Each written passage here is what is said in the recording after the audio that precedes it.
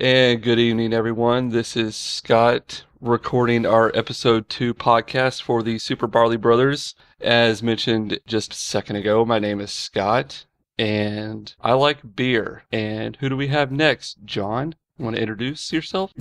Yeah, this is John, back for episode 2. And Ian? This is Ian, back for episode 2, not the return of the fighting of the clones type of reference. And Jerry. The Wrath of Jerry, episode 2. Episode 2 references, I like it. Very nice, gentlemen. We'll have to do a theme for 3 and everything else after that. All right. Oh, yay. So just to give all our listeners an introduction again, if you missed our episode 1, we are a podcast. Of course, you would not be listening to this if we were not a podcast. We talk about beer and we talk about games, and that's where we came up with the name Super Barley Brothers, is because we like the combination of the two. And we like to talk gaming, but we also like to talk beer. So right now we're going to start out with gaming news, and I'm going to start off being the Sony fanboy that I am, and just bring up any news that I have found out in the past month about Sony, which is going to be very basic. Just to give you guys a heads up, so we are in the month of October, and the last time that we recorded was, of course, September. And in the month of October, if you are a PS Plus member, which is the membership to have the $49.99 a year to be able to get the free games and stuff, you will get the following games for free this month. You will get already released Kingdoms of Amalur Reckoning. Today, that just came out on Tuesday, October 8th, you'll get Shadow of the Colossus. And you can also download Eco for free as well. And then in a couple weeks, they're going to be releasing the following: Poker Night 2, Hotline Miami, and Sign Mora, which is a shmup, which I actually can't wait to play. I have not played it yet, but I heard really good things about it.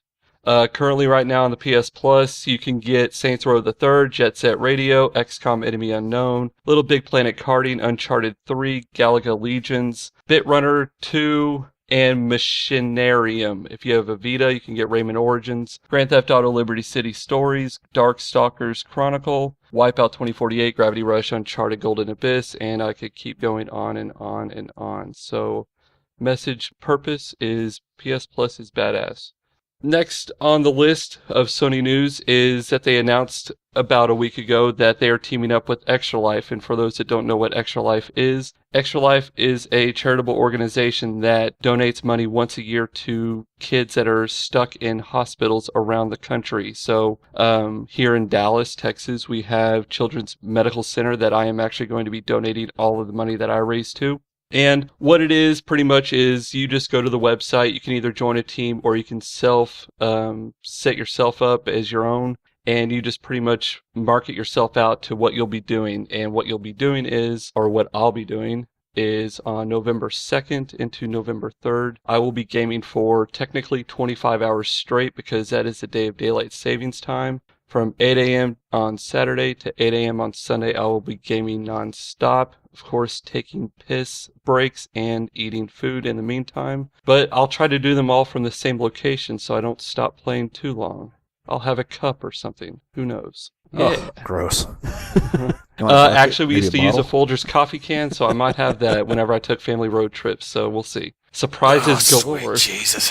Just be sure to alert your wife. But the really cool thing that Sony has done is, if you actually do set yourself up and you at least join a Sony team, whether it be Sony's official team, podcast that I listen to, PS Nation, and then there's a few other ones. If you raise certain dollar amounts, you actually do get free games. They're pretty good games. If you raise $10, you get When Vikings Attack, which is a arcade RTS type game, and $10 game. pretty much. Then what I got after I raised $15 was Wipeout 2048 and Wipeout on the Vita as well. So I have the PS3 and the Vita version, which is pretty awesome because it is cross-play and cross-buy as it was when it released. And then if I raise, I think I want to say, no, that wasn't $15, that was $50.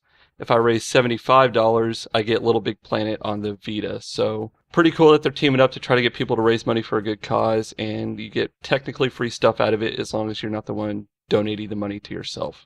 And that's all I have on the Sony news. I don't know, Ian, being the Microsoft side, if you have anything to contribute as far as Xbox One related. Well, let's see here. I'll try to give you what I can. Piggybacking off your PSN free game bonanza, whatever that was you were bringing up. Microsoft has something very similar to it, where it's games with gold, where you get 2 free games a month as long as you have a active gold subscription.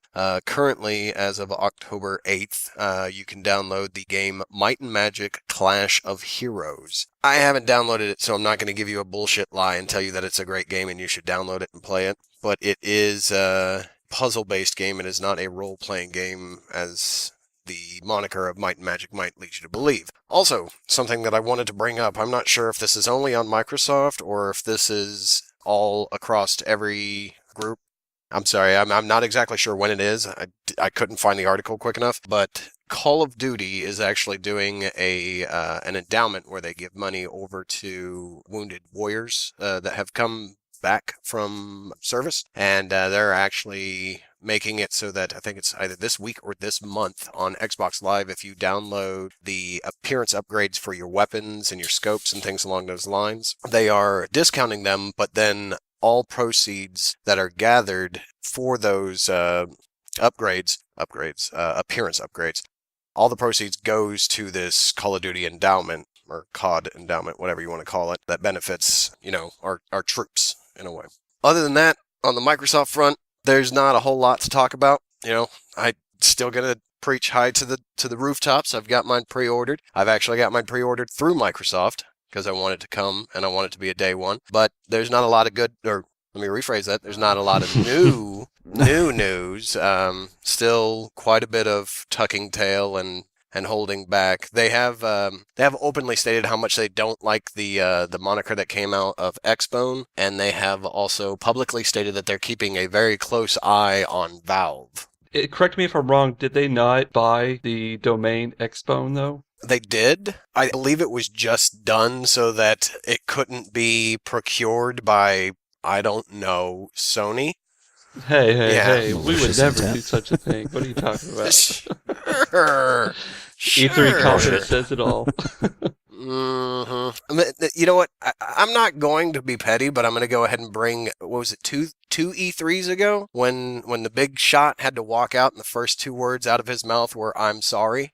Yeah, it's true. Hey, he owned up to it. I appreciate him at least acknowledging and not trying to defend himself and knowing that they screwed up and coming out and actually saying that they are sorry. So, but that was cool. To go back, though, on the next gen, the one cool thing, so I have to use, or I choose to use on a lot of my PC games that I play whenever I need to, is the Xbox 360 controller that's a USB connector. Sony did just come out today and say that when the PS4 launches, the PS4 controller will be compatible day one with your PC. Because for the longest time, that has been one huge issue, is the PS3 controller is not compatible with the Windows operating system. When you plug it in, it technically recognizes it as a gaming controller, but it never maps correctly to any game that you play, and you have to manually set all of the buttons to what they're supposed to be mapped to, which is time-consuming and sucks ass. That is very good to me, because I do prefer gaming with a PS4 controller over the 360, so I can't wait to see... No, Yeah, once I get it, it will be hooked up, definitely. So Yeah, well, one of the things that I find funny about the PS4 getting all these indie games that are coming out is there's that specific one that I've been waiting to go on sale on Steam before I purchase it. It is Rogue Legacy, and if you look at that one and how it was done inside the game itself, it is basically made to be played with a controller. Yep. But if you look at the buttons properly, it was made to be played with an Xbox controller.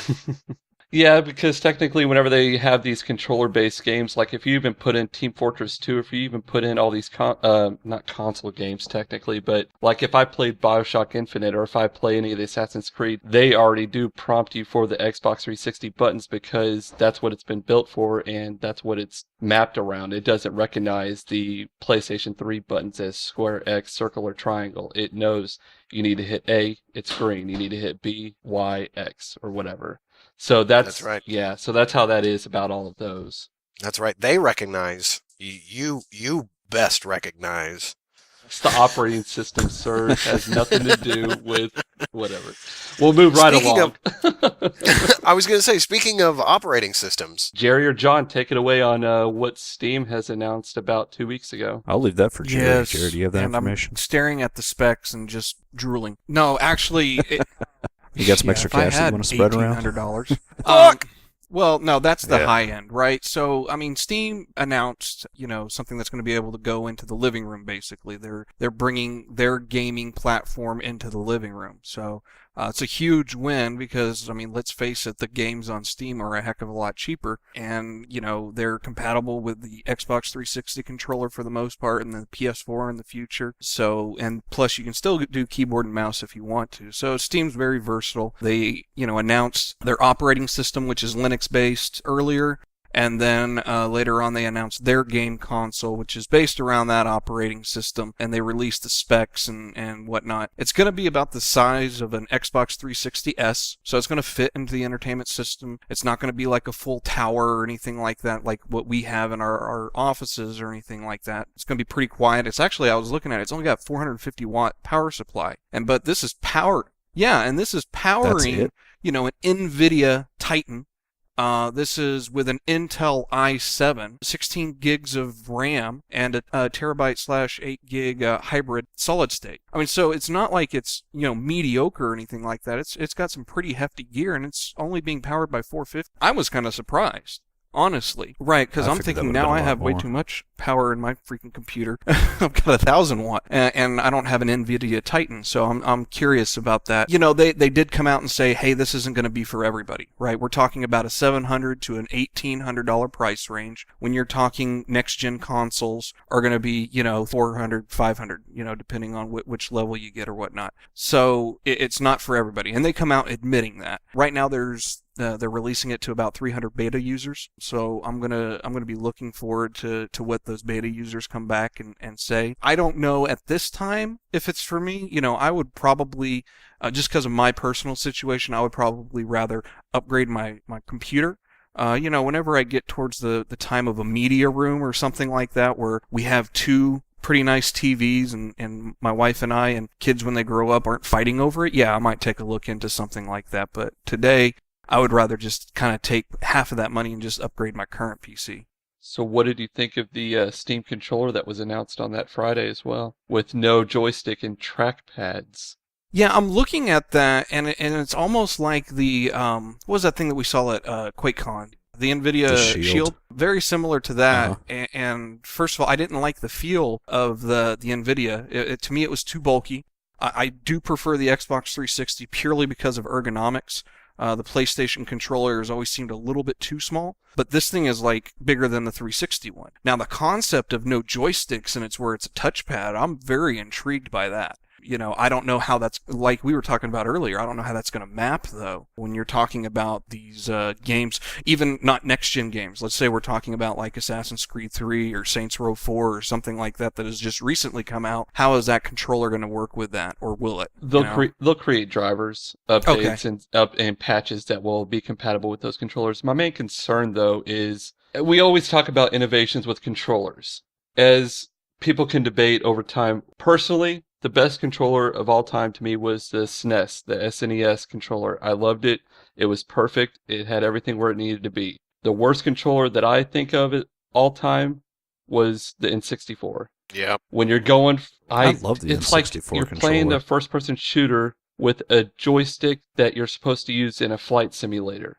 Because you have to hold it with the left hand, and you feel like you're having to throttle the engine while you're taking. I could not get past that for the life of me. And with this new innovation, now we're not talking that drastic of a change where you're going from no joystick and regular D-pad and 6 buttons with the L and R buttons to a N64 controller with the trigger underneath, the joystick, the 4 yellow buttons, the A and B button. Which that was another thing that pissed me off, was you're talking from Nintendo, the NES controller being B and A, going to the SNES controller B and A, right next to each other horizontally, to the N64 controller B and A vertically. That stressed me the hell out for the life of me growing up playing Mario 64. You don't I do not. Change, do you? Well, that's why he's a Sony fanboy. I mean, has the PlayStation controller really changed much? Exactly. No. Look at the PS1. No. Yeah. Not in its entire life. From the I mean, PS1 looking at this forward. Valve controller, though, I mean, I like the no joystick look. My only concern is, from a controller standpoint, right? Not from a keyboard and mouse, but a lot of times, you might be using your left joystick while at the same time pushing, an X or an A or something like that, especially like in a fighting game, right? I am always using my left joystick. Oh, wait, sorry, games. Okay. But if you're looking at the setup of the Valve controller, the Y and the X and the B and the A, I mean, they're on opposite ends of each other. And I'm just curious about how that's going to feel when you're actually in a game playing it. Now, Jerry, I'm not trying to burst your bubble, but unfortunately, PC games aren't built for fighters. But my main question is how. And a lot of developers have said that they are intrigued by it and they're curious about how this will work. Fighters is a good example. It's something that you have to think about because you're thinking about doing combinations with using joysticks and mass number of buttons. And, I'm sure you can map them if you wanted to. If, like you're saying that, like I know what you're talking about, where that touchscreen's in the middle and all four of those buttons are on the corners of that box. That's weird. Now, you could, of course, map it in a fighter game to be the triggers on the back or something like that. I want to see how an RTS works because they're saying that this controller is built for not only just your first-person shooters, your third-person action RPGs, your third-person shooters, but this is built for any PC game. This is built for your Civilization. This is built for your Red Alert, your Counter-Strike, your StarCraft, or whatever. If that's true... Yeah, but you can't use a controller when you're trying to play an RTS. I would love to see it. Impossible. Look at Halo Wars. Okay, it's not impossible, but look it's at Halo very Wars. Look at StarCraft that was on the console as well, back on the N64. Speaking N64. Yeah, exactly. And so then, I grew up. I'm sorry. I grew up playing Command and Conquer Red Alert on my PlayStation 1 back in the day. So Yep. I mean, it can be done on a console. How did you do that? Lot the of better beer. He's very That's a good talented. Mhm. Because that is not. I've tried to play the RTSs on a controller, and it is damn near impossible. It all depends on how it's built. I mean, going back to Halo Wars, I'm a huge Halo fan, so I won't really knock on anything that has Halo tied to it, even though I haven't played that Windows 8 game yet, but I've got it. And the Halo Wars game, it was basically, when they approached Ensemble, they told them, you have to make a game that works with a controller. So going that route, they knew to make the controls work for that particular controller. If you go to, let's just say, Sid Meier directly and tell him, hey, you need to change Civilization so that it can work with this newfangled, I don't want to call it a controller because I've got a touchpad on my laptop and I absolutely friggin' hate it. But, you try to go to someone like that and say, hey, you got to make this controller work. He's going to look at you and laugh and go, Actually, Ian, he did. He did have Civilization come to the console. But see, Civ, when you played it on an Xbox, because I played Revolution on the Xbox, I didn't have that much of a problem with it because it wasn't necessarily designed as a true RTS. When I think RTS, I'm thinking Command and Conquer. I'm thinking something that has continuous action always occurring instead of just turn-based functionality. Sure. And that's what I want to see is real time. How quick can you build your structures, command your troops, send them out to defend or wherever to position them? How quick can you do that compared to a keyboard and mouse? Because that's essentially what you're doing. You're trying to take a keyboard. Let's go ask the Koreans. You're trying to. They'll tell us real You're trying quick. to take a keyboard and a mouse and plug it into a two-handed device. And I'm really curious. I'm intrigued. But I'm pretty much like with Jerry on this one. I'm going to pass and wait till they drop in price significantly till I even consider a Steam box because we've got running PCs now that will take us into next gen and probably for at least a half of the life cycle of the next gen be able to be compatible with all the games on there. Yeah, Well, and now the cool thing with...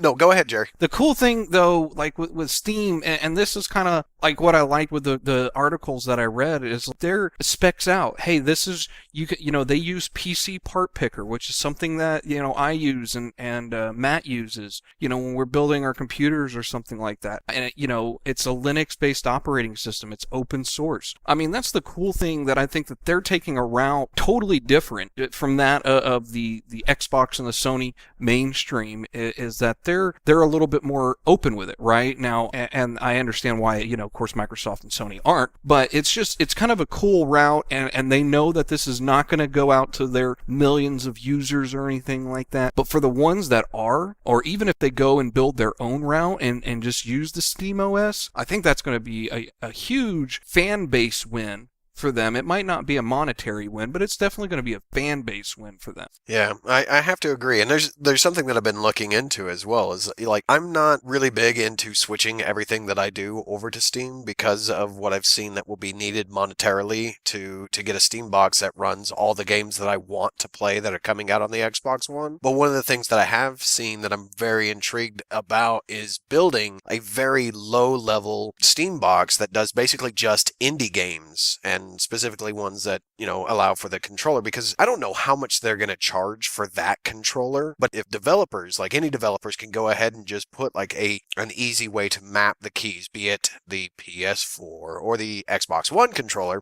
then it'll make it so that, I will be more inclined to build an indie Steam box to where I can play those low-level games that aren't horribly graphic intensive, so that I don't have to spend $800+ to get a system to run it. You could probably do that now, just using the big picture mode that's already out Technically, there. I've already got that going. The laptop that I'm using, it's not like hugely graphically intensive or capable. I think the most graphically intensive game that I've been playing on it is Torchlight 2 and Orcs Must Die. It does have an HDMI out, so I could already plug it into my TV and play it that way. But I've heard reports or not speculations. I've heard people talk about big picture mode and that it's not really finished, and then it crashes all the time or a huge amount of the time. I'll agree that it's not finished. I tried to play through the other day. I ran an RGB cable out of the back of the computer up to my TV and just turned it on and started playing with it. And it really wasn't that great. I was trying to play, I think I played a little bit of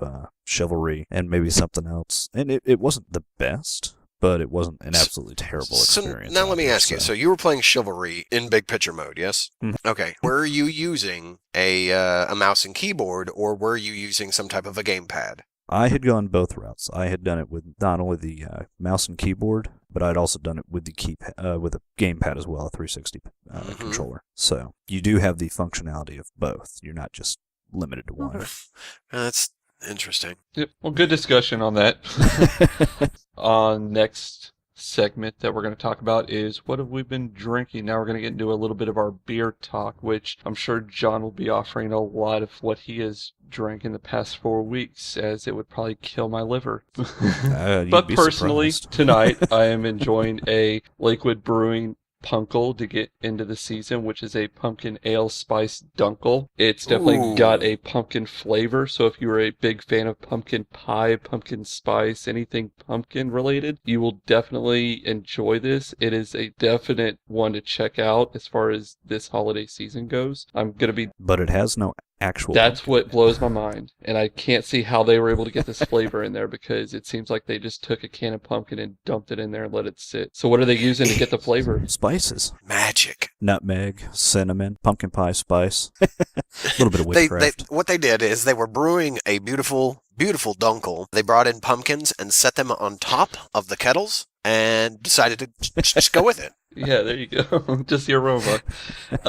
I like if we theory. all weren't cracking up, This works Ian for had me. the straight face to make people believe that. Almost. Yeah, I Don't could play see that. poker with Ian, that's the thing. Exactly.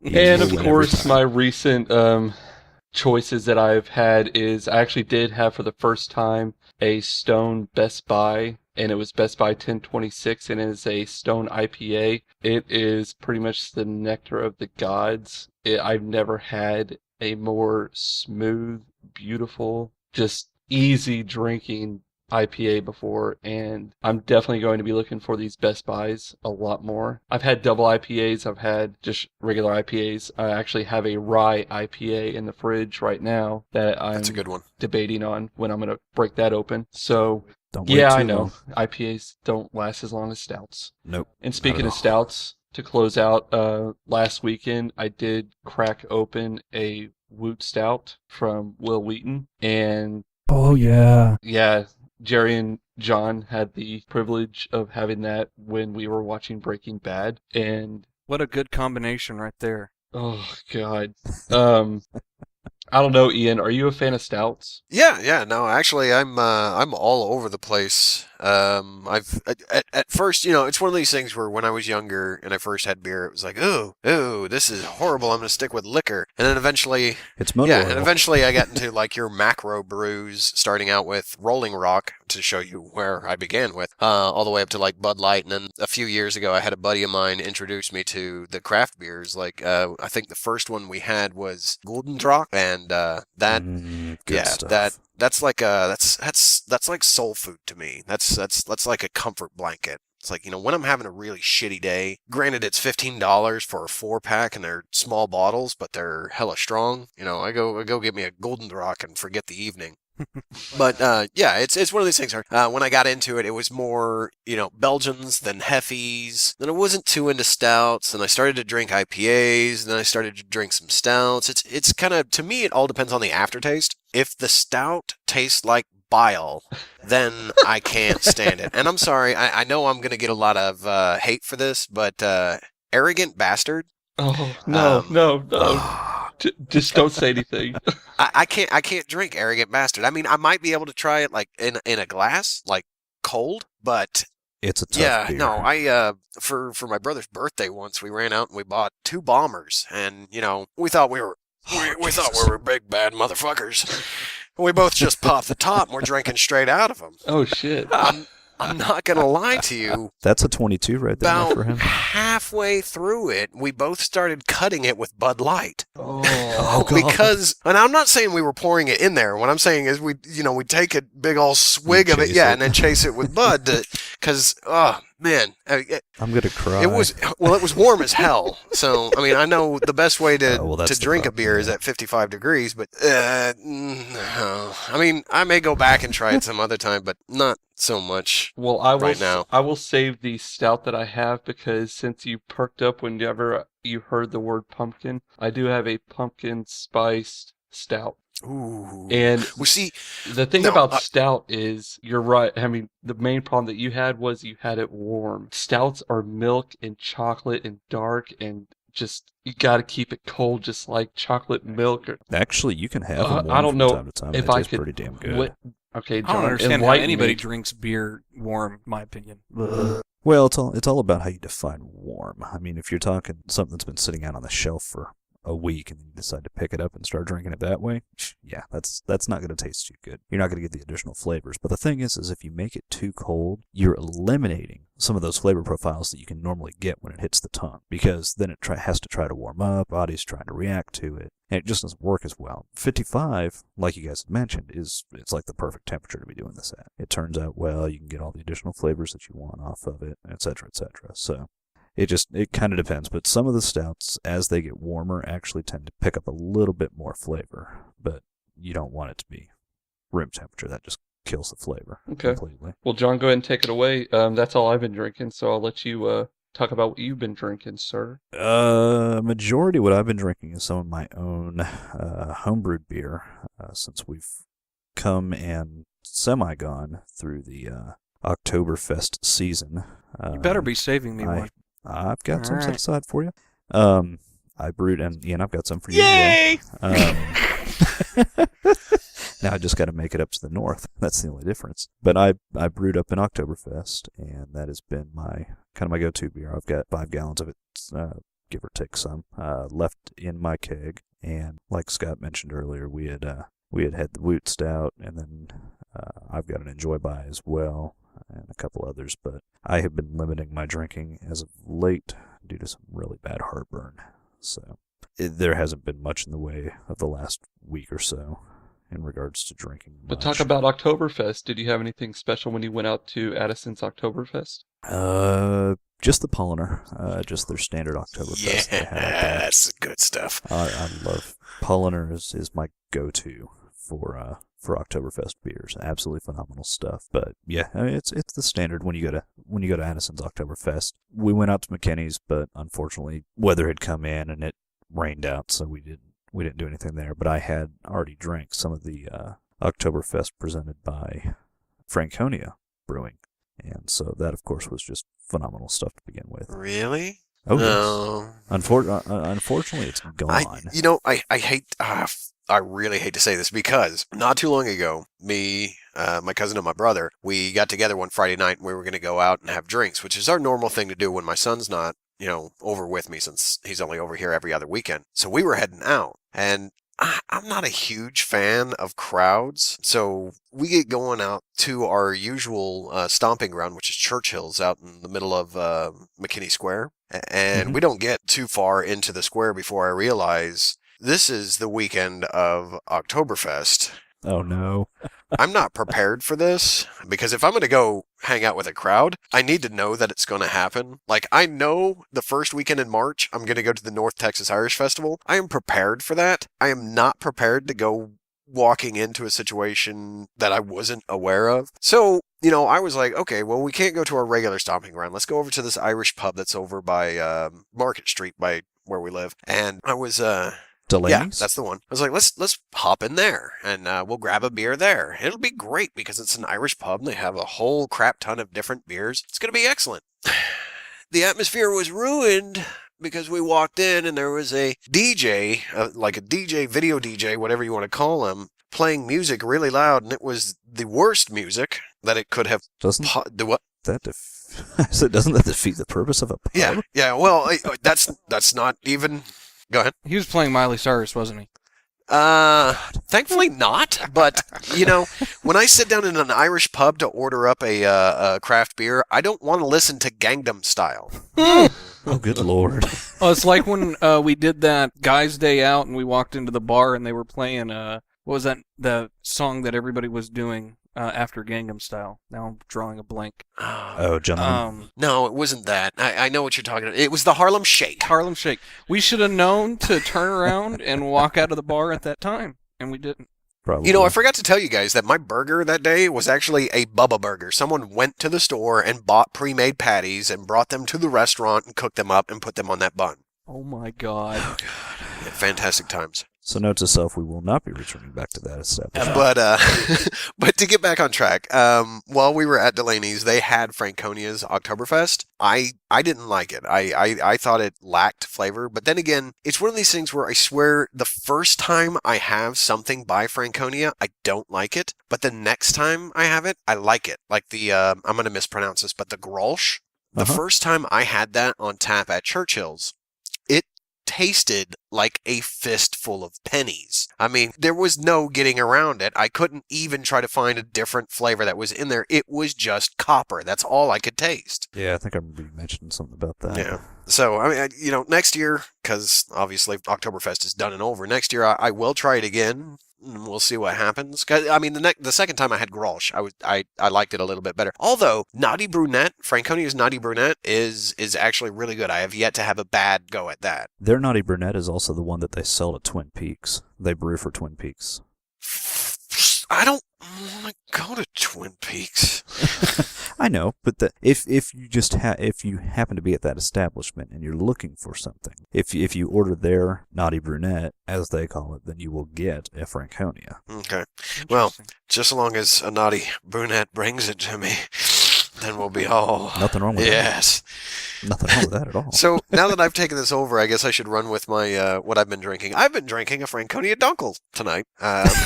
That's why I also perked... Want to add a little pumpkin spice? Yeah, well, see, that's why I perked up when Scott said a pumpkin Dunkel. I was like, ooh, that's good stuff. And then with it being with it being the beginning of October, I need to get down to the local place and see if they've gotten any of St. Arnold's Pumpkinator, because that one is that one is like pure heaven. I used to yearly track down Dogfish Head's Pumpkin Ale. I've got some. But ever since I had St. Arnold's Pumpkinator, that is now my holy grail of pumpkin beers. St. Arnold's makes some amazing shit. Yes, they do. Yes, they do. God, I love their stuff. That and I don't know if you guys have had it. I suggest picking it up. It only comes in big bottles as far as I can find. And Jerry, I think you had some of this with me a few months ago. The Clown Shoes Crunkle Sam. I think yes. I think that's seasonal, but I barely remember that night, so I had to go buy some more Crunkle Sam.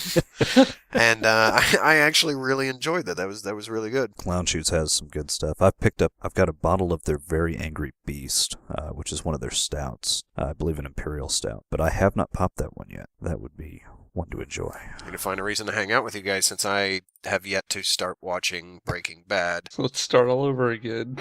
Let's see, full-day marathon? Who's hosting? I'm waiting for the last episodes that just ended to pop up on Netflix, and then I'm going to binge watch it, and I'm going to call in sick for a month and just sit through the entire thing. Because, I'm a huge fan of Walking Dead and Sons of Anarchy, but I don't watch live TV, and I don't have a DVR, so I have to wait for stuff to pop up on Netflix. So it's one of these things where as soon as new episodes pop up, I consume it. I'm like a fat guy at a all-you-can-eat buffet. Okay, I just and then it's gone, and then I'm empty, and my wallet is empty. I have nothing to look forward to until a year passes when the season that everybody's enjoying at this time then comes out. Well, you'll be all right once it releases. Give yourself a week, and I promise you, once you start, you will not stop. And there's 62 episodes, so do the math. It's about six at an hour apiece. Yeah, it's about 3 days. Yeah. So 3 days solid. Of course. You don't need to sleep, eat, or pee. When that comes out, might be the same time that Titanfall comes out, so I might be blowing a whole bunch of smoke out right now. I might say that I'm going to binge watch that. With what I've heard of Titanfall, I might not do anything but that. That is one I cannot wait to play. Cannot wait. What is that it, Ian, for your drinking? Yeah, that's it for me. What about you, Jerry? Is that it for your drinking? Yeah. Well, except for Sailor Jerry and some now? Jimmy Walker. Yeah. What about you, Jerry? What you been drinking? Wow. Since last time, I've had what Scott and Ian mentioned, and then I'm drinking an Oktoberfest. In between, it's been a lot of Dr. Pepper. Oh, yeah. Oh, yeah. And tonight, I splurged. I did some Mountain Dew. Ooh. Piece of candy. Dude, you are going to be up all night. Did you get the Gamer Fuel one, or did you get the just the regular? No, I went to Taco Bell. Just the regular. Booyakasha. Mm-hmm. Speaking of Mountain Dew, what is everyone's favorite kind of Mountain Dew? Mine personally is Code Red. Jeez. Baja Blast. See, which unfortunately is draft only. Yeah, well, see, and that's the thing is, there was a period in my life when I stopped smoking, and I used to drink Mountain Dew heavily. Well, when I stopped smoking, your taste changes. I stopped drinking Mountain Dew unless it's from a tap, and it has to be Mountain Dew. It can't be Baja Blast, Code Red, Blue Banyo, or whatever. It has to be Blue Banyo. It has to be regular Mountain Dew. Oh man! Do you just stick your head underneath the fountain and go oh?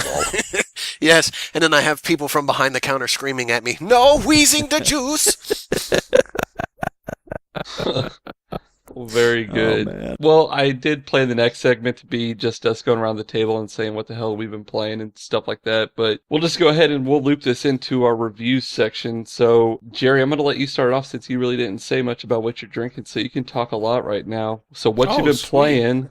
So, tell us what you've been playing and what you want to review for us tonight. Well, just finished up Tomb Raider, so I'll review that, but the other kind of stuff I've been touching on, Square Enix, I'm trying to get back into Sleeping Dogs, getting that done. I had the TV free a little bit tonight, so I jumped on and did some very easy Injustice, and I've been painfully trying to play Star Trek, the video game. Man, I'm a fanboy of Star Trek. Let me tell you, I love Star Trek. Don't get me wrong. Damn. Put a phaser to my face. Dude.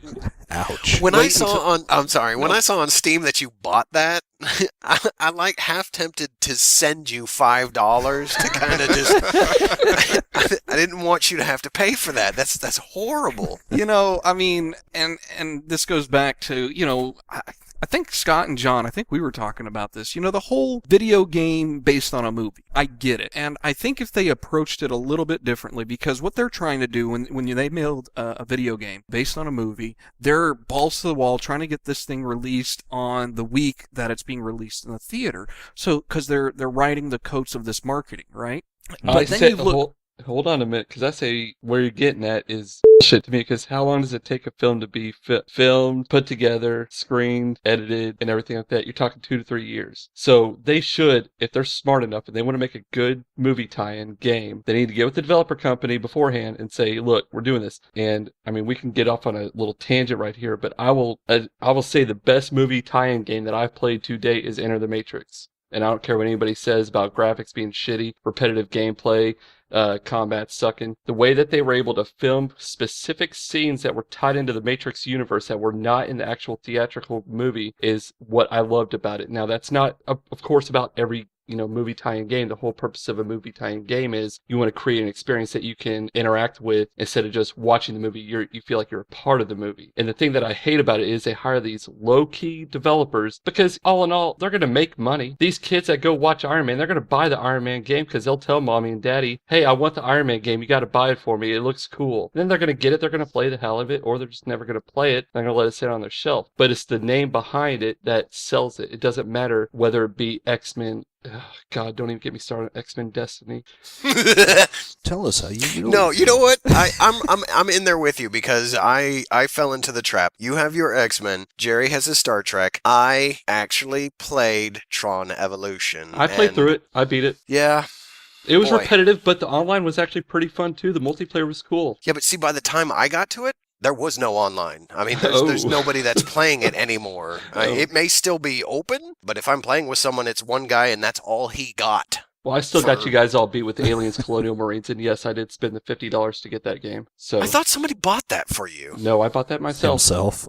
Oh, well. Yes. You know what? You wanna, does he need $50 now? Yeah, no, I'm not giving him $5. No, because nobody knew going into that was shit. Now, off topic, I did buy Duke Nukem Forever. That's okay. I rented that one. That's a fun game. I still got it on Steam. Ugh. But you know what? Luckily enough, Gearbox is down the street in Plano. I'm like half tempted to grab it. Just knock on the door and be like, I just want to give it back to you. I don't want my money back. I'm not going to bitch and moan. I just want to give it back to you. That's all. Just please take it. Just take it. Just high five me. All right, and I'm out. all right, sorry, Jerry, didn't mean to interrupt you about the movie games, but go ahead with your what you were going to talk about with Star Trek, because I've heard a lot about this too. Well, no, I mean, I was just saying, like you said, they engaged the developer late in the game, and part of that is because let's be honest, how many times are there script changes, in the middle of filming or something like that? So I can understand from the movie standpoint why they want to maybe engage them a little bit later, more closer to post-production or something like that. But the way I was going, if they're going to do that for whatever reason, the video game developers should hey, we're not going to release on theater. We're going to release when you release the DVD Blu-ray. And that way they can do a combined marketing type thing where they're marketing, because there's not a lot of marketing involved when it comes to Blu-ray DVD releases. I mean, you go in there and you see a new release. Oh, I had no idea. Oh yeah, that's been out for 4 weeks now. Oh, okay. You don't know those things. And if they kind of tie it in with the video game developers, for those ones that do release video games, like the comic book ones or the sci-fi ones or whatever, I think that would be more strategic for both of them. And then that would give them a little bit more time post-development or post-production in the video game world. And because I tell you what, Star Trek, they got all the actors. Let me tell you, I've learned that you can be an actor and you cannot be a voice actor because they are so monotone. It's beyond ridiculous of how much I just want to shoot myself in the face when they talk. I'm sorry. Yeah. You know what? I have to agree with you, and I'm not trying to take over again, but yeah, you are. I recently got my hands on a Wii, and with the Wii came the first. You got your hands on a Wii? Your Wii? Wii. Alrighty, and with the games that came with it was the Iron Man 1 game, and my son absolutely loves Iron Man, so he was like, I want to play this game. I was like, okay, well here's the controls, here's how you do it. He's like, you play it. And I sat down and played it, and I was so angry at the subpar voice acting, the horrible controls, because keep in mind this was the Wii game, so my wrist hurt by the end of the first level. And I was so agitated with the voice acting that I had to go find out who did the voices. And it was Robert Downey Jr. that did Tony Stark in that game. And I was so angry. So angry. Now let's go with the exact opposite of that. Tomb Raider. Camilla Lungington. I'm probably mispronouncing that. Yeah. I think she did a phenomenal job with Lara Croft and bringing you in with her emotions, the intellect that is behind the Lara Croft character. I think she did a phenomenal job with that, and the supporting staff did a very good job as well. I particularly like Grimm, but he's Scottish. I'm a little biased on that. But I think that cast as an example of the exact opposite of your Iron Man or your Star Trek or whatever. They did phenomenal. That was one of my pros in my review was the voice acting. Just keep going on Tomb Raider. Let's leave Star Trek in the past. Okay.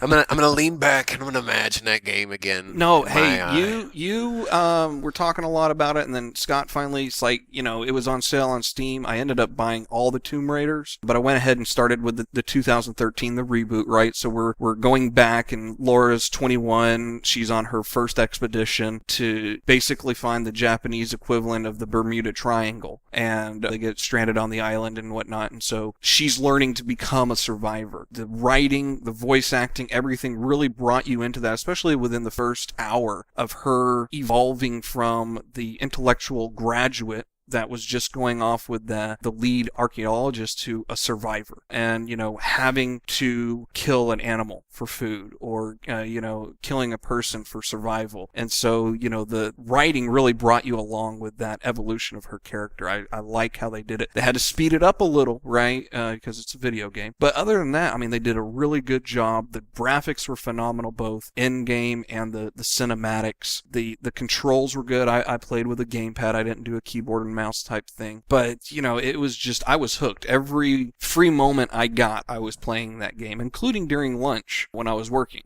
I would eat at my desk while working and then play for an hour. So it was a phenomenal game. The score, the music score behind it was really good. I particularly like the stealth version of it. I'm coming from a Splinter Cell kind of Ghost Recon background, so I love the bow and arrow and her stealth and everything like that. Honestly, I really had to stretch it to get any cons out of this. The only con that I really had was the stupid Hidden Tomb Hall of Ascension and trying to figure out that stupid wind swingy thing. Oh, yeah. Oh, I had to actually look up a game fact to be able to get through that one. I had to watch YouTube for probably until I really understood, and I started reading the comments, and I read this one comment that says where to stand on the platform and when to jump and when to actually lift it, because if you lifted it too early, it would snag down too quickly. And I didn't put all that together when I was in the game. I actually got to the point where I was like shooting bullets at the wind, just blowing up stuff just for the heck of it, just around, and I jumped off the bridge. It was just, I swear to you, 2 hours were probably spent in that thing. I shit you not. But that was the only thing.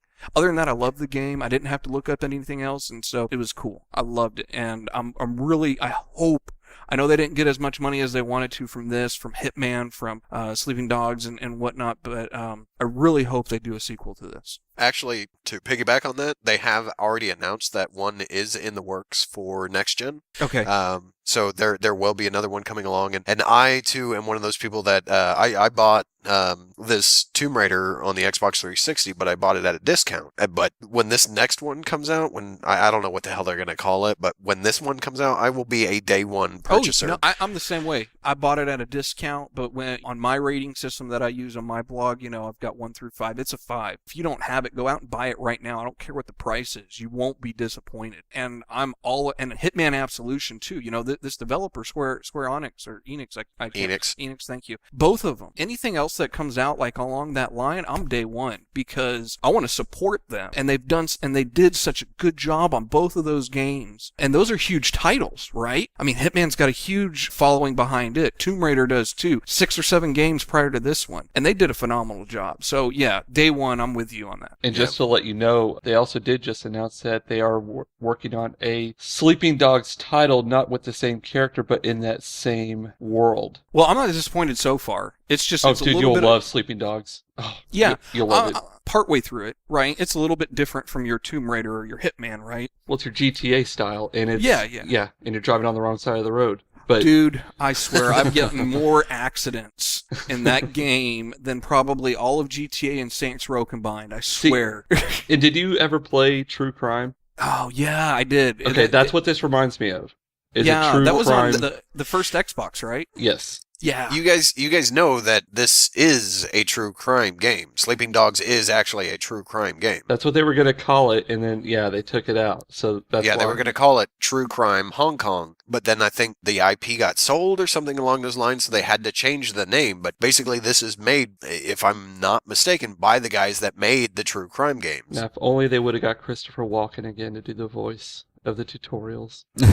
Oh god, that's what I loved about the true crime games was Christopher Walken. Why are you doing this? All right, whatever. That's my crappy Christopher Walken impression. Hang on a second. I gotta look up true crime on Steam, see if I can put those on my wish list. Yeah, true crime is not on Steam. I'm sorry. Oh man, you tell me Christopher Walken does a voiceover and dude, you never played True Crime Streets of LA? Or Streets of New York? Oh my god. All right, well, dude, anyway. The games I played on the original Xbox were like Halo and first-person shooters. That was about it. Oh, and Crimson Skies. I mean, dated graphics, but it's so much fun. And Dead to Rights. Dead to Rights was so much fun, too. Wasn't that on the PSP? That they did have a PSP version. I think it's called Retribution or something like that. I don't remember. But yeah, yes. they reinvented the bullet time. They took what Max Payne did so well and they reinvented it. And then you had your dog Shadow that would do finishing moves and bite dudes in the crotch in slow motion. So awesome. All right. Moving right along. Yeah, sorry. Oh, so speaking of violence... Yeah, John. Nice segue. Yeah. Hey, that was unintentional completely. Right. Yeah, so Scott let me borrow his copy of Grand Theft Auto 5, and holy mother of everything good and almighty, that is a phenomenal fucking game. That's the best way to put it. I've played the other ones. I've played all of them. 1, 2, 3, 4, 3, and 2 and 1. Obviously, 3, 2, and 1 were obviously all PC build and PC played. 4 was played on, I believe I played that one on either the Xbox or the PS1. I can't recall offhand. But then 5 was just played on the PS3, and it is amazing. I cannot tell you how good of a game that is. The being able to switch between characters, the storyline that's involved. I mean, everything that went into this with Rockstar's work was just phenomenal. Absolutely phenomenal. I'm sorry. So, I really wanted to enjoy Grand Theft Auto 4. I really, really wanted to enjoy it. But I tell you, by the time I reached the end of that first island, I was really fed up with the concept of keeping your friends happy. Oh yeah, texting and everything else. Yeah, I mean, it was pointless. Like, I'm in the middle of, like, shooting a shit ton of cops, and all of a sudden, my cousin wants to go to he wants to go to a strip joint, play pool. It's like, you know what? I'm a little busy. Yeah. I'm in the middle of shooting a bunch of cops. That and the driving in 4 felt like everybody had... It felt like the wheels on the vehicle were all actually in the center of the vehicle. It never really felt like they had the full control of the vehicles. Like they were on butter is a term I heard recently that I really liked. That could correspond to 5 as well. Oh, really? Okay. But it's a little loose. I was about to tell you... You can soup up your cars in 5. Yeah, okay. Yeah, you can do modifications, but it still feels loose. I was going to try to tell you to sell me on it, but... Well, sell it, John, because tell them how much different it is from 4. We never even beat 4. To be honest with you, Ian, I never got past the first boss kill, pretty much is what you want to call it, when your apartment gets set on fire. I stopped playing it. Well, see, then that's where I stopped. Is like, as soon as the apartment was set on fire and you get the new safe house or whatever the fuck it was called in that game. Let's just call it cribs, because I like St. Row a shit ton more.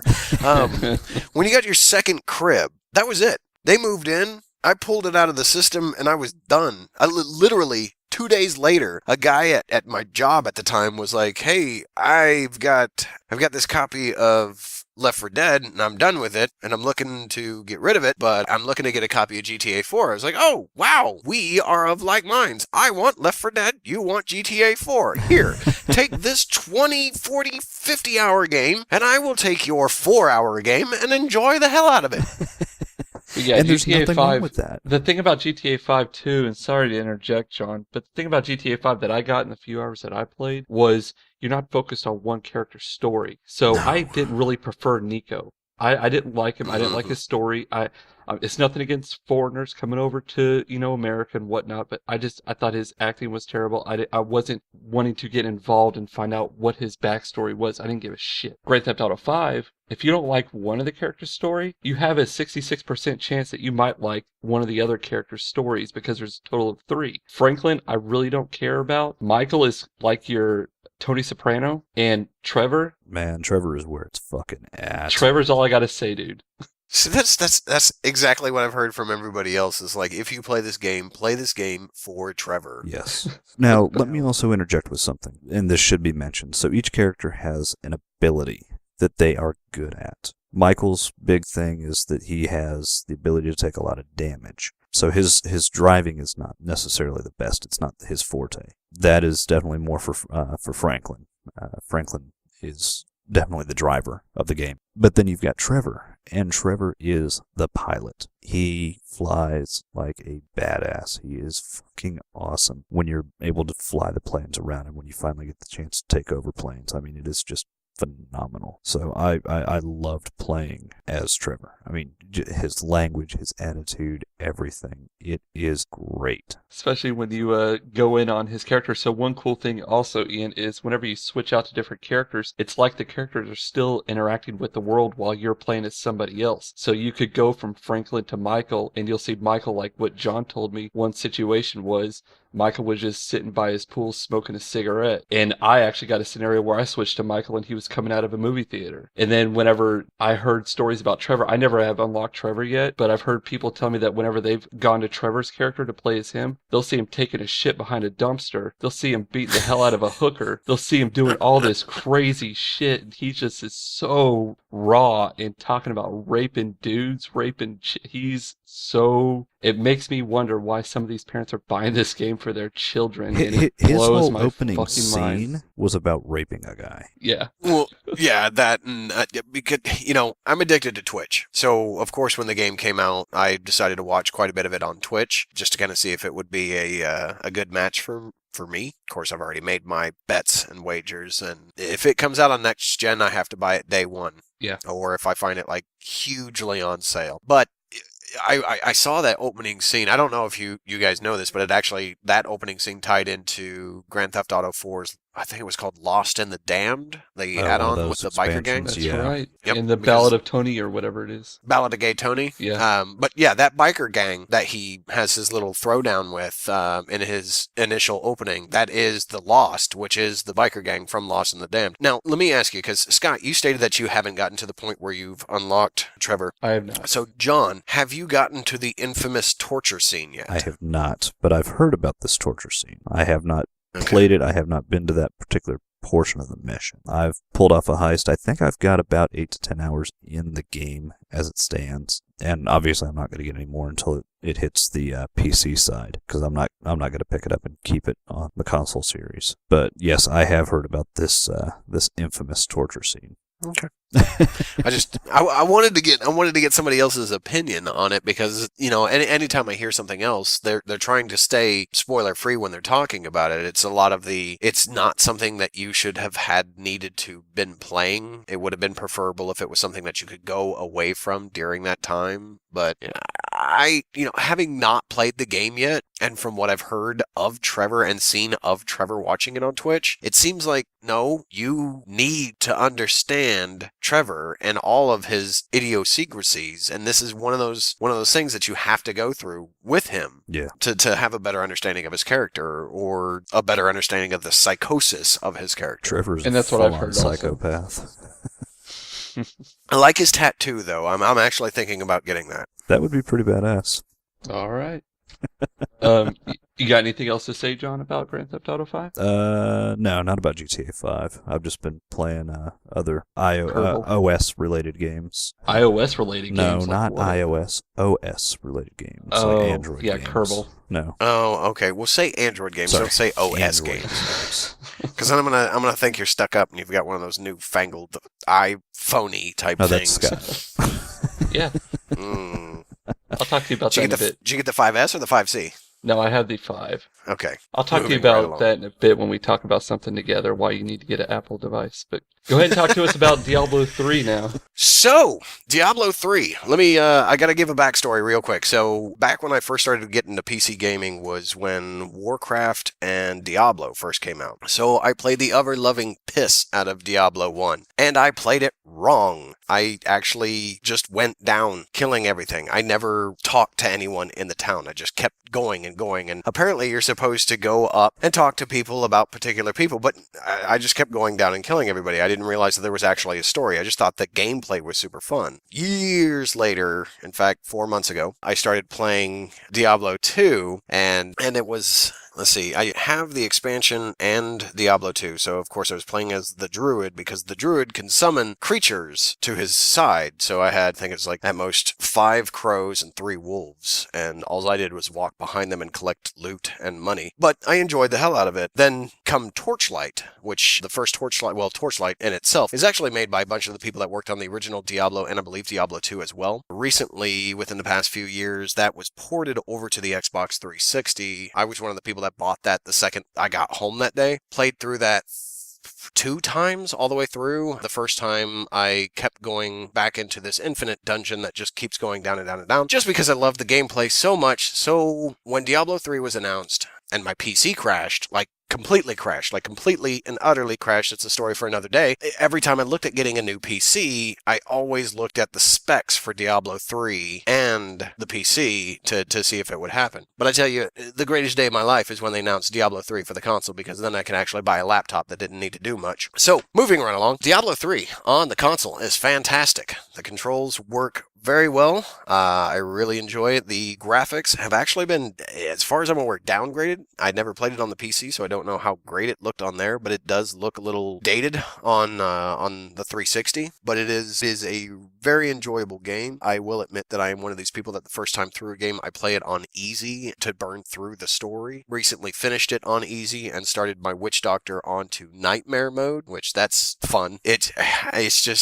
insane, the amount of stuff that goes on in this game. The story it's there. It really helps if you know the story from 1 and 2, which admittedly I don't know the story from 1, and I didn't even finish Act 1 of 2 before I lent it off. And that, again, was because my PC crashed. But it does a good job of letting you know what had happened, and also just kind of giving hints to those people who have played 1 and 2 as to what have happened. Granted, now I'm sounding like a review for Diablo 3, which is a year old, but the console version of it is fantastic. I really enjoy it. The controls are easy. It reminds me a lot of playing Gauntlet back in the day, or any of your old school, like mid-gen Xbox Primes or PlayStation 2 old action RPGs, where you use, the left stick to move around. You've got your right stick to dodge, and then you got your face buttons for your actions, such as, swing sword, summon zombie dogs, summon giant zombie, call down vomit of death, stuff along those lines. But yeah, no, it is really fun. I strongly suggest to all 3 of you, if you don't have it on the PC, which I can understand why not having it on the PC, because they have that live, or the auction house. That will be going away next year. It will be, and their loot drop system currently is shite. Yep. The console versions have a way loosened, I'm talking prom queen loosened loot drop system, to the point where in my easy playthrough, just to get through the story so that I could get that out of the way, I ended with 4 legendaries. Holy shit. Yeah, and I know of plenty of PC players that have been playing this since the game came out on PC a year ago that have maybe hit that many. Dude, I played it through Nightmare and I only got 1 legendary. Yeah, well, okay, so now keep in mind, I now have, 3 characters going, 1 in Nightmare, 2 still in normal. Between them, I think I have about 8 to 10 legendaries. Damn. All right then. But it is super fun. I highly suggest it. If you're a cheap ass gamer, which I can completely understand, keep an eye out for it. Pick it up when you get a chance. It is a lot of fun, especially if you have friends playing it. In fact, I've been playing with a couple of friends of mine. Just about every night we've been getting on and having a blast of a time playing through it. But it is really fun. I got a quick question for you, and then we'll move on. So they've already announced the expansion for Diablo 3 that'll be coming out next year. They've also rumored at the fact that they will be releasing a next-gen version. If they release a next-gen version with the expansion attached to it, will you be buying that if it transfers your save file? That's a good question. Keep in mind, though, what they have announced as far as next-gen is a PS4 edition. Oh, that's right. They have not announced an Xbox One. That's why I went ahead and bought it on the 360. If they announced a Xbox One edition, I would be one of these people sitting on my hands right now. Okay. But I really hope As much as I don't want to have 3 video game consoles sitting out here underneath my TV, because I got the Wii, I got the 360, here soon I'll have the one. I don't want 3 sitting out here. I just want the one, to be sitting under there. But I will have the Xbox 360 out here as long as I need to. If they put that expansion out for the 360 version, or the current gen versions, I'm gonna gobble that sumbitch up. Yeah, because I really want to play as that paladin character, or whatever they're calling it. I forgot if that's what it is or not. I think that's right. Yeah. So, very cool. Yeah, I played the demo for it. The one thing that I'm curious about also, but we can talk about that later, is how long does it take after you guys do a boss raid for you all to do your inventory switches and to look at your items, because you have to do that each separately, right? You can't all do it at once. Yes and no. It depends on if you're couch co-oping. Yes, you have to do that one at a time. Okay. If you're over Xbox Live or PSN, you can you can all do it at the same time. In fact, one of the first weekends that I had it, I had my cousin come over, and we were up till, I think we started at 10 o'clock that night, and we were up till 5 playing through it. We actually got a rhythm down to the point where after a huge drop happened, I would go first and he would go first. It was kind of just unspoken after about 2 hours. The 2 folks that I've been playing the game with, they are actually playing on one system as well. So there's a lot to actually do. So let's say there's a huge boss drop. Everybody picks up all their loot, because again, it is one of these things where the loot that drops on my screen is mine, period. Right. The loot that drops on their screen is theirs, period. They can't see my stuff unless I pick it up and drop it, right, because then it makes it fair game. So, I gather up all my stuff and we travel back to town. While they're taking their turns going back and forth, I've already gone through my inventory, seen what I want, gone over to the blacksmith, ground down what I don't want, gone over to my stash, put what I want in there for my monk or my, who's my other one? My barbarian. I put the items that I want them to have in the stash. From there, I go over to the jeweler and I have him combine all the jewels so that I have more powerful jewels. There's so much to do that you can do while other people are going through their inventory, but it's one of these things where after a while you have to kind of get used to the people that you're playing with and their flow of how they're doing it. We obviously have chat going on while we're playing, so it's kind of one of these things where I can tell what they're doing, but I'm not like asking them to keep me up to date. Gotcha. Very cool. Awesome. I'll go ahead and segue into the next discussion that we'll have, and we'll try to keep it to a minimum, just because I wanted to get in a little bit of what I've been playing too. So Ian and I have both been playing Disney Infinity quite a bit. We both have sons pretty close in age. His son is 6, mine is 5. And Ian bought this day one and told me about it, and I went out and went ahead and bought the starter pack, and then quickly realized I need to buy all the characters, or as many as I can, because I can't leave chests unopened. I have to open them all. So Disney Infinity is, and pardon my PS3 comparison, Ian, but Disney Infinity to me is a comparison of Little Big Planet meets Disney, where you play as these Disney characters, and they range from The Incredibles to Monsters University to Cars, and then future ones that they're releasing later on, like they've released a Lone Ranger, and they're going to be releasing Wreck-It Ralph in the future. They're releasing Toy Story playset here in a couple weeks. They're smart in their marketing to where they're going to sucker you in just like they did with Skylanders, which it's funny to see Skylanders monsters have dropped in price significantly since this game came out, because they know that they're the underdog now. You can't compete with Disney. They're a monopoly. You've got these characters, and it's only going to get better with Disney's acquisition of Marvel, Disney's acquisition of Lucasfilms. God only knows what they're going to come out with in the years to come with this game. The possibilities are endless. So anyways, the game itself is, if you love to find collectibles, if you love to complete little simple missions, you're going to be addicted to this game, because you're not going to want to stop completing these simple missions. Once you start one, it could be as simple as go over here, collect these items, bring them back, or capture these robbers, put them in the jail, and then you complete your mission. You get experience, you level up your characters, which then you can take over to your friend's house or to who's ever got a copy of this game, and you could put your character in, level them up. There's so much to this game, it's endless. And then what you do is you take all of these collectibles that you have acquired, and you go into what they call this toy box mode, or the create mode is what I pretty much refer to it as, just because it's pretty much what Little Big Planet represented. And you pretty much take these collectibles that you've acquired, which can range from the Cave of Wonders replica to guards from Arabia, from Aladdin, to Robin Hood and the robots from it, The Incredibles, and you could plug all these characters into this world and make your own world pretty much, or your own creation is what they want you to use your imagination. Create a racetrack if you want to create a racetrack. Create a mini game where you have to fight waves of enemies. And another great thing, and then Ian, I'll let you talk a little bit because I have been talking just a little bit about this game. Each character, what I love is not only with each character do you get to play as them, but each character has their own adventure game that you can experience. And one of the characters that just came out this past Saturday and came out everywhere else today was Jack Skellington from Nightmare Before Christmas. And this was a day one for me. I had to go get it, not only because I wanted to get the glow-in-the-dark poster, but I love Nightmare Before Christmas. Jerry, you're outnumbered in this. I apologize. And it's the voice acting. And he's got his own adventure game. So when you load up the character, you actually can either use him in the toy box mode, or you can take him to his own adventure game, which is pretty much a horror mode where you fight waves of enemies. And right when that world popped in and you hear that We Are Halloween song playing in the background, it just brought another smile to my face, because the way that this game has started, I have not found a moment where I get pissed off at this game where I'm not laughing or smiling. Just not only is it because my son's enjoying it and laughing at it as well, but it's one of those games that you just want to sit back and enjoy. So I'll let you talk about it, Ian. So yes, I purchased the vehicle. Sorry. Good job, by the way, on that. Yeah, that's 3 Franconia Dunkles down, by the way.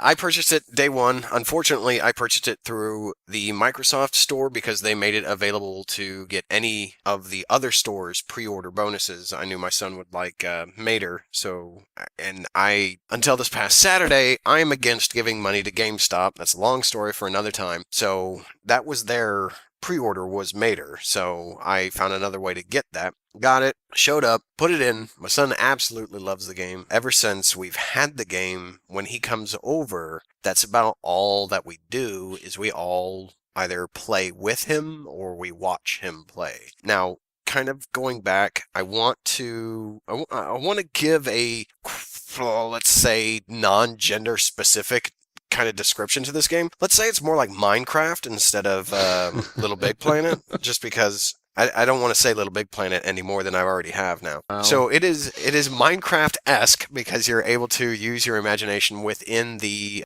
toy box. Again, you have to go through the story missions of the play sets and the figures of the play sets to unlock certain things to use in there. The one thing that I was a little saddened by is when they did release Jack Skellington, because I too am a huge Nightmare Before Christmas fan. There's no playset that's been announced for that universe yet, and when you go into his little challenge or adventure or whatever you want to call it, we call it challenge in my house. There's no red or green boxes, which are doodads that you could collect to use within the toy box. I really would have loved the ability to get Zero as just something to run around. Now I understand where they're coming from with this, because I think they know that Nightmare Before Christmas is one of their greatest IPs, and I think they're just going to piecemeal this fucker out as long as they can. One of the things that I want to give them credit for, and I'm having a hard time explaining this to my 6-year-old, is when you're in the toy box, you will come across random chests that just appear and then disappear. If you go up to those chests, it's always a figure that you don't have. And when I say that, I mean it's always a figure from an upcoming set. Mm-hmm. I've never seen Dash or Violet or Mrs. Incredible or Elastigirl or whatever you want to call her. I don't have the Incredible figures except for Mr. Incredible because he came with the game. If you want to borrow them, I got them. Yeah, but I can't really gain much except for unlocking things because you have ownership of that figure. That's right. That's another thing that I really like about it. But I think Nightmare Before Christmas will be one that they shell out in a way. Damn, I backtracked. Again, 3 beers. So it's one of these things where for the longest time until Jack came out, we would constantly come across his chest in the toy box. And so my son, when we were coming back from GameStop, after purchasing it, which I was not one of the first 50 at that store, so I didn't get the poster, you lucky devil. When we came back, he was like, we'll be able to open those chests. And I had to look at him and go, son, it's an ad campaign. That's all it is. You will not see Jack Skellington's box in the toy box anymore. You won't. You just won't. And I will be more than happy to eat crow if I'm wrong. And I'm not trying to poke huge holes in this. My son enjoys the game. I've spent a lot of money on it, and I've found some enjoyment within the Pirates of the Caribbean and what I've been forced to play of it, because sometimes my son will not do the missions. He'll be like, look, I want you to get more stuff for me to purchase or unlock, so let me watch you do a mission. But it's one of these things, it's always going to update. It's always going to update with where as soon as Wave 2 is just about to come out, we're getting an update in the game, and we're going to be receiving an announcement of Wave 3's figure, the Wave 3's figures, and they're just going to keep that ad campaign just rolling, rolling. Yeah. I mean, it's great because you're hitting the kids, but being a jaded adult that can sit here and see it, it's kind of like, fantastic. I love the fact that you guys are doing this to me. But no, it is really a great game. I enjoy it. I'm a huge collector. In fact, I mean, of course you know, Scott, but our listeners may not know, or Jerry or John, but recently, a couple of months ago, they released a exclusive to Toys R Us, the Crystal Lightning McQueen figure. I happened to be online on ToysRUs.com and noticed they had some on stock and ordered one. A couple of days later, a buddy of mine called me and said he's at Toys R Us and is looking at 3 of them. And I didn't know if my order had shipped, so of course I was like, dude, buy it. If I end up with 2, I end up with 2. And of course, I reached out to you, Scott, and said, hey, I've got another one. So we'll just pass that along your way. The other thing I don't like, because I've actually now run into a complete duplicate pack, is the powered discs or hexagons. How do you feel about that? Yeah, so so you get one power disc with your starter pack, and I got the Finding Nemo paint pack. And I went out, and after you talked to me about these power packs, I was like, well, you know what, I'll give it a shot. I'll buy a pack and see what happens. Sure enough, my first one out, duplicate of the one that I got in the starter pack.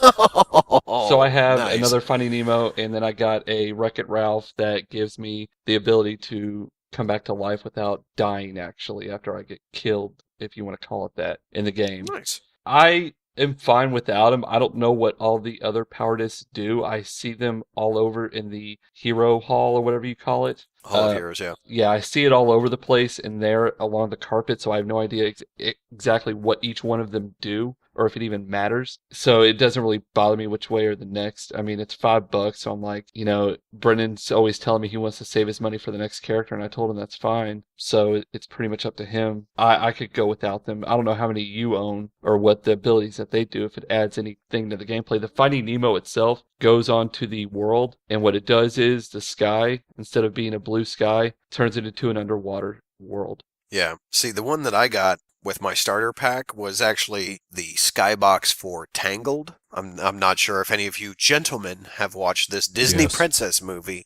Yeah, well, I have too. But there's a scene where there's a castle, and every year on the tea lights. Yeah. So Dude. It has the tea lights, and then it also has the music from the movie in the background. So I mean, that's pretty cool. I like it. Not because it's girly, but I like that. Some other ones that we ended up with, because I've told my son that anytime I come across someone that's selling it, and even if I'm picking up toothpaste, a tank of gas, toilet paper, I'll go ahead and buy a pack. So every week, yeah, some shame chili. Every time he comes over, I at least have one pack for him to open. So out of all the ones that we've got the Captain Jack Sparrow, which increases your ability to earn more money. We've got the Fix-It Felix, which gives you more health, I think. We have the armor there was a character from Cars 2, I can't remember his name. He was one of the guys that was in lead guy in the secret agency that Mater got Yeah, whatever. John. Fuck that shit was called.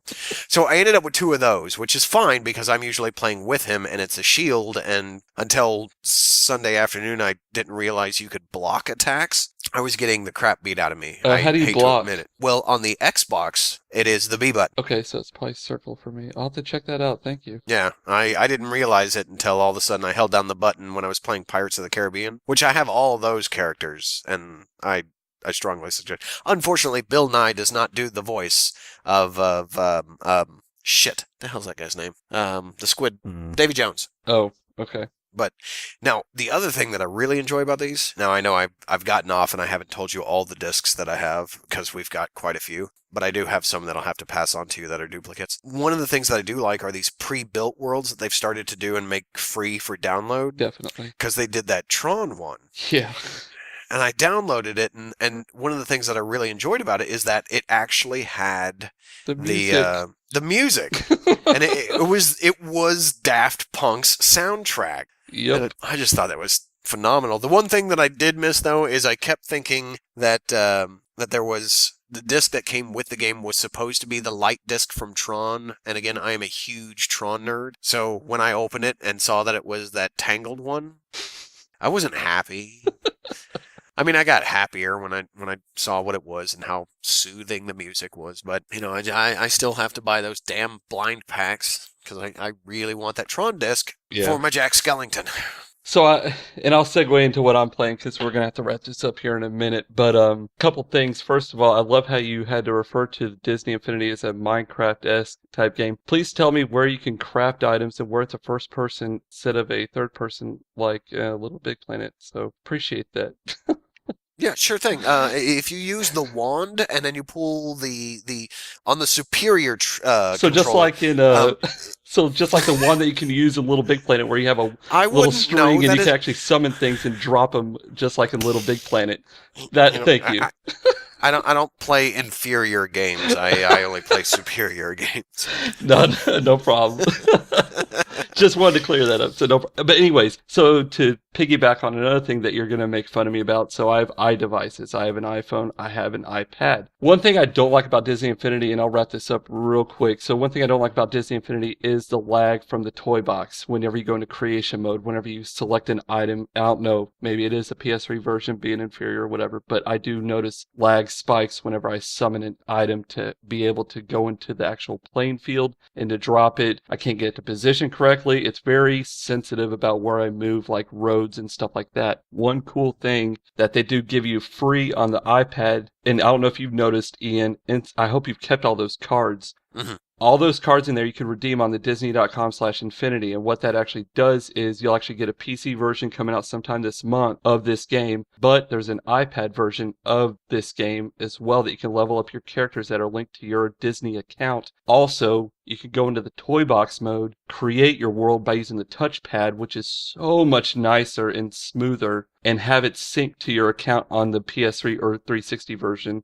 and you can import your levels that you create on the iPad, which makes it so much easier to create. You know, I have no. Well, let me rephrase this. I have no problem creating things with the 360 controller. Mm-hmm. My son has no problem creating things with the 360 controller. So I would have to think that it might be something to do with the PS3 that is causing you your nightmares. We'll do a comparison of our levels that we create, and we'll see how detailed we are then. Sure. Keep in mind, I said my son. I didn't mean your son, I meant you. You said you created levels. Yeah, definitely. I'll be more than happy to show you some of my levels. All right, so anyways, I'll wrap this up real quick because we only got a couple minutes, and I know Jerry's already asleep. Right, Jerry? Yeah. All right. So real quick, what I've been playing is I actually got a review copy that this game just came out today. I got it 2 weeks ago. It's a Disgaea D2, A Brighter Darkness. This is a sequel off their original game, Disgaea. Ian, I don't know if you ever played this on the PSP or on the PS2, if you ever had, because you did have a PS2. Disgaea is a traditional JRPG where it's a tactic-style turn-based game where you have the boards and the blocks of pieces that you can, or your characters that you can move, real sprite animated, so it's just repetition of the animation of your characters when you move them around. Very difficult for a new person to start out with, like myself. I've never played Final Fantasy Tactics, even though everybody tells me I should. You can stack, you can use higher ground to your advantage, stuff like that. Pretty interesting game, but this is definitely a game that will take you 60 plus hours to beat if you want to beat it. And then another game, and then I'm going to end this quick so Ian doesn't make fun of me too much, is I've been playing Final Fantasy 14. Yes, I was weak and I went ahead and got this and played it. And yes, there is more than 3 people playing this on the actual PC. Actually, I'm in a queue every night. They have a tally of how many people are on, and on the Goblin server that I'm on, averaging there's about 800 people on that server at any given time, just depending on where the spikes are from Japan to US, because I am on a international server. If you played Final Fantasy 11 like I did, you would fall straight in love with this one. It is just updated graphics, a really kick-ass story. I love how they let you choose Japanese with subtitles in the cutscenes, because we all know English voice acting sucks a lot in traditional dubbed games. They usually don't get the best English voice actors. So it's really cool to be able to hear the emotion of these characters using their native language. I am currently a healer, which is a conjurer. I'm the cure person. I like to help people out. I like to stay back in the battle and just watch all the shit fly. I will be creating a scholar next to be able to summon my carbuncle and all my other creatures, because I did love Final Fantasy X, and I cannot wait for that to come out on the Vita HD release. Final Fantasy X and X-2. Love both those games. So that's what I've been playing, and we'll go ahead and end this tonight. I know we ran a little bit long, and so here's how you can contact us. You can reach us by email. That is superbarleybrothers, all one word, @gmail.com. You can reach me on Twitter. I am Flip, FL1P42. You can reach Jerry at JD_Shep, SHEP. You can reach John at Phoenix PH03NIX42. Or Ian, you could reach at Fiend, FIEND 75002. We do not have a Facebook group yet. That is currently in the works, so just keep following us, and we're going to try to get this up on iTunes. If you're not able to listen to us through iTunes yet, we appreciate you listening to us through Podbean or whatever service that you're using. So on that note, I don't know, guys, do you have anything else you want to add this evening? That's it for me, folks. All right, guys. Well, I appreciate it again, and look forward to hearing from us probably about a month or so. So November, we'll talk about our Christmas list and why the PS4 will be #1 in sales. All right. Talk to you guys later. Bye.